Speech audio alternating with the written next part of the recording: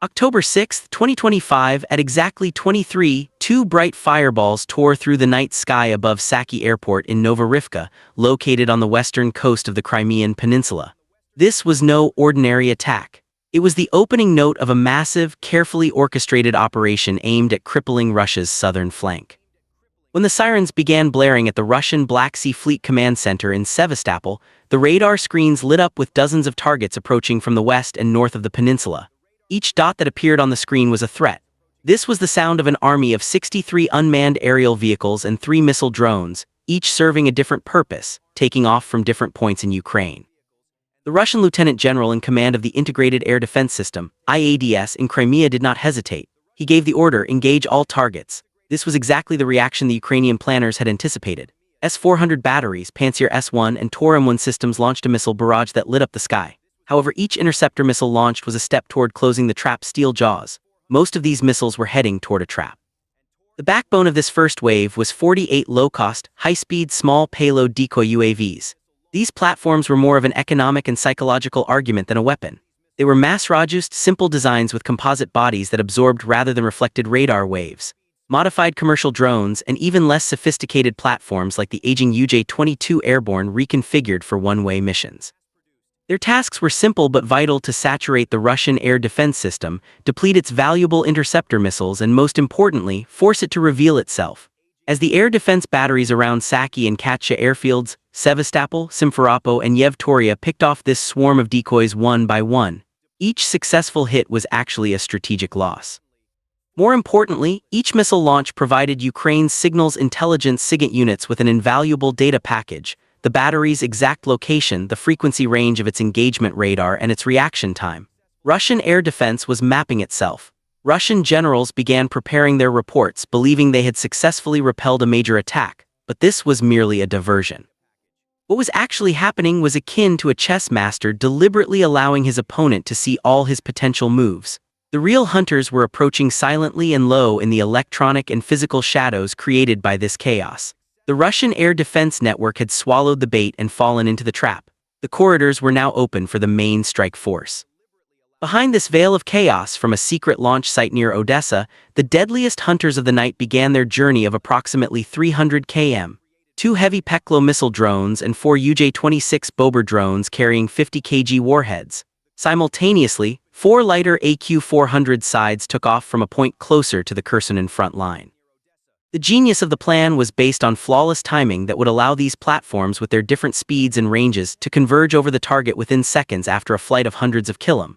Traveling at approximately 200 km/h, the Bober's journey would take nearly 2 hours. The Peklo, reaching speeds of 700 km/h, would reach the target in 35 to 40 minutes. Therefore, the slower Bober missiles were launched much earlier, their timing perfectly synchronized with the arrival of the Peklo and Scythe missiles.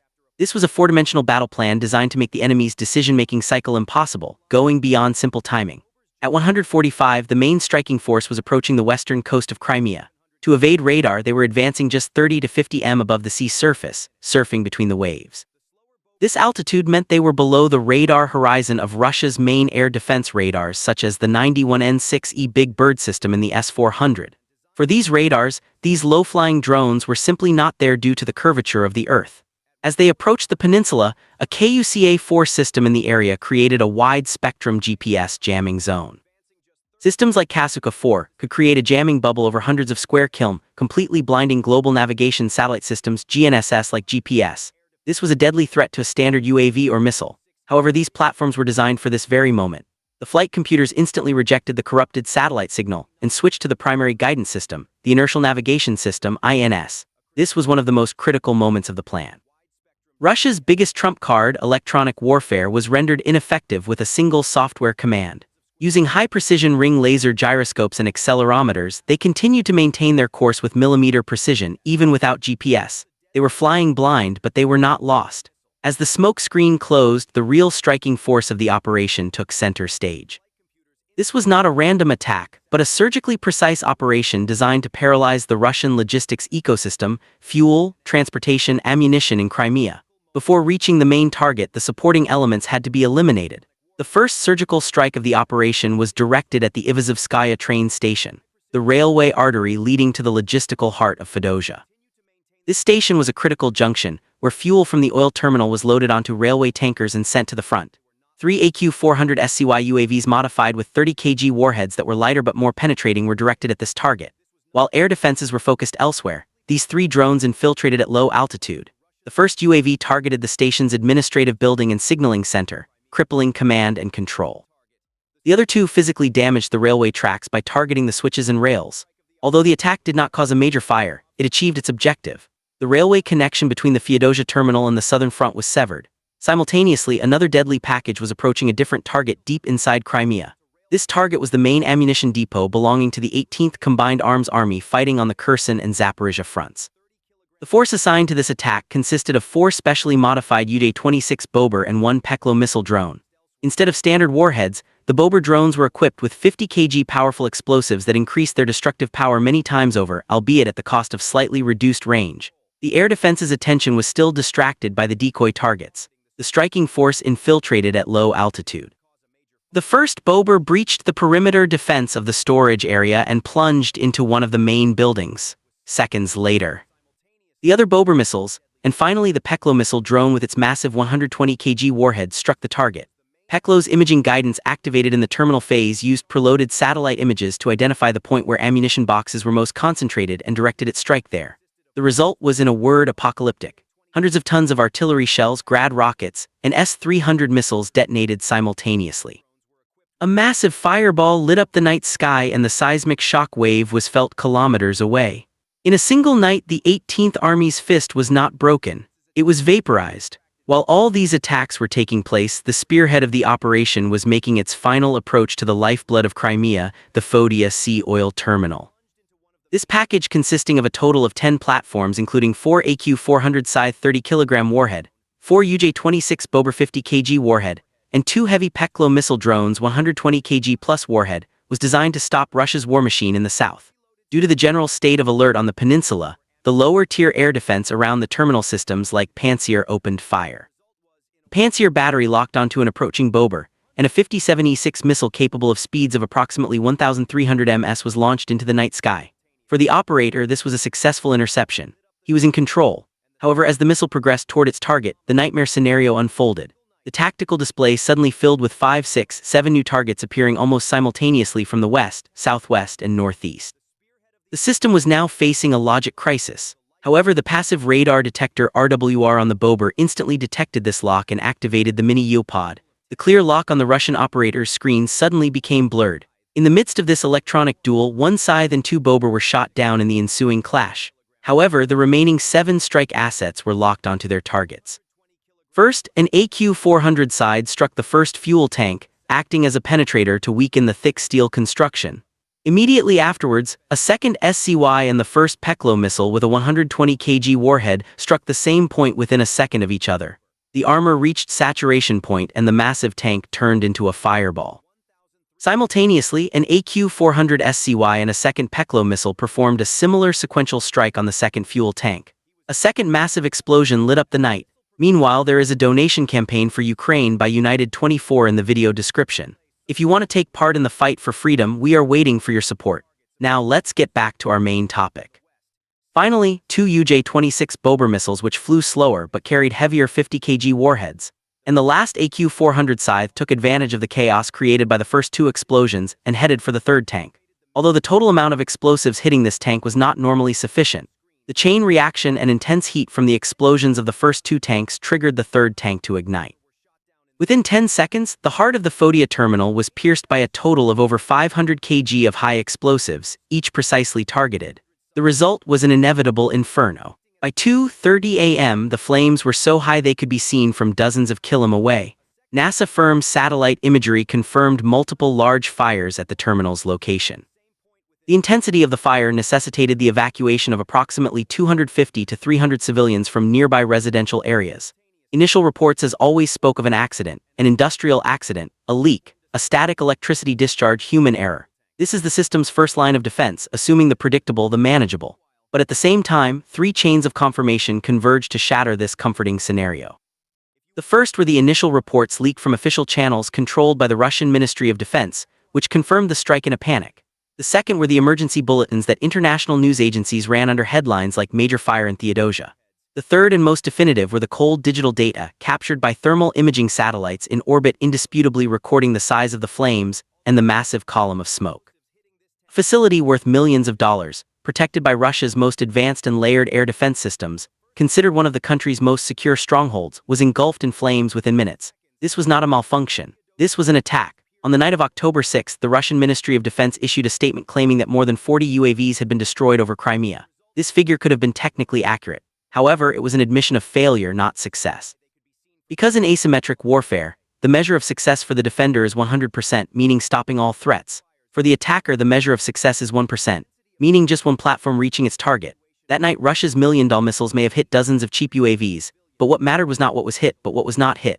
The results of the operation went far beyond the burning tanks in Crimea, creating systemic shockwaves throughout Russia's war machine. The Feodosia Maritime Oil Terminal was not just a storage facility inherited from the Soviet era. This facility, one of the Black Sea's most strategic fuel and ammunition transfer centers, was the beating heart of Russia's military operations on its southern front. With its enormous capacity of 250,000 tons, this facility was the main center supplying fuel to Russian troops in Kherson and Zaporizhzhia by rail, sea, and road. It stored not only crude oil, but also special products that brought every part of the war machine to life. Diesel fuel that powered the advance of T-90M and T-72B3 tank units. TS-1 jet fuel that kept the K-52 Alligator attack helicopters and Su-25 Frogfoot close air support aircraft dominating the battlefield in the sky. And most importantly, the heavy marine fuel that determines the range of Kalibra cruise missiles launched from the Admiral Gregorovich-class frigates of the Black Sea Fleet and the projection of Russia's naval power. A single day's interruption at this terminal could have the operational tempo of a tank brigade at the front, limit the number of sorties by an air regiment, and disrupt a fleet patrol plans. But Feodosia's importance extended beyond military logistics. This facility was a perfect example of the modern strategy known as dual-use infrastructure. The same pipelines and storage tanks supplied electricity to civilian settlements in Crimea and fuel to armored units at the front. A strike here would not only slow down the military wheel, but also disrupt the rhythm of civilian life, creating regional instability. Therefore, destroying this hub meant not only clogging the army's circulatory system, but also paralyzing the enemy's military and civilian nervous systems at the same time. This attack turned the already existing fuel crisis in Crimea into a complete collapse. Even before the attack, about 50% of gas stations on the peninsula had stopped selling gasoline. With Feodosia out of commission, fuel began to be rationed for both the civilian population and the occupying army. Tanks, armored vehicles, and trucks began to sit idle at their bases, unable to refuel. The effects of the disaster in Feodosia were not limited to military logistics. For the people of Crimea, this attack was the moment when the war transformed from an abstract concept into a concrete reality that directly affected their daily lives. Long gas lines, rising food prices, and constant air raid sirens created an atmosphere of panic and insecurity on the occupied peninsula. Russia's propaganda narrative, which presented Crimea as an impregnable fortress, was reduced to ashes amid the flames of burning oil tanks. At the same time, the closure of airports in 8 different regions of Russia and power outages in cities such as Belgorod sent a clear message to the Russian people that the war was no longer confined to Ukrainian territory. Russia was well aware of the absolute importance of this strategic asset, and had mobilized its best technology to protect it. That is why Crimea was home to one of the world's most dense and sophisticated integrated air defense systems, IADS. This was a layered defense philosophy rather than a single system with components communicating with each other and covering each other's weaknesses. It was a modern 21st century manifestation of the Soviet doctrine developed during the Cold War to counter NATO cruise missiles and stealth aircraft. At the pinnacle of this philosophy was the S-400 Triumph system, the brain and eyes of the network. It was also supported by lower and mid-tier air defense systems. In theory, this system was impenetrable. The doctrine was flawless. The S-400 would transmit the data and the Panzer and Tour would destroy. Each layer would cover the gaps of the previous one. However, the backbone of this operation was not a million-dollar stealth aircraft or a hypersonic missile. On the contrary, the weapon of this operation was a physical manifestation of modern asymmetric warfare philosophy. A long-range one-way attack unmanned aerial vehicle developed by Ukraine using its own resources. This weapon was the 21st century equivalent of David's slingshot.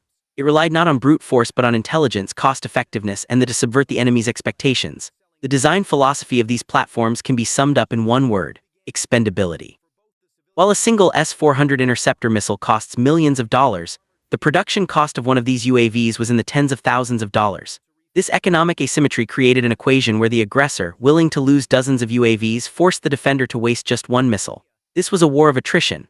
However, it was not steel that was being worn down, but the enemy's economy and ammunition stocks. Ultimately, this operation marks a significant evolution in Ukrainian military strategy. It demonstrates a mature capability in planning and executing complex operations that integrate intelligence, deception, and multi-platform precision strikes. This single operation will necessitate a fundamental reassessment of Russian air defense doctrine globally. This attack will serve as a definitive case study on the power of masked, unmanned systems. Thank you for choosing us. The targets mentioned in this operation story, such as the Saki Air Base, Kata Air Base, 18th Army Ammunition Depot, cities across Crimea, the train station, and most importantly the Fedosia refinery, are entirely real. Furthermore, these targets were under attack by Ukrainian forces at the specified times. Our operational narrative was prepared based on analysis by our technical experts of official data from the Russian Ministry of Defense and the Ukrainian Ministry of Defense, as well as verified images from social media. Yeah,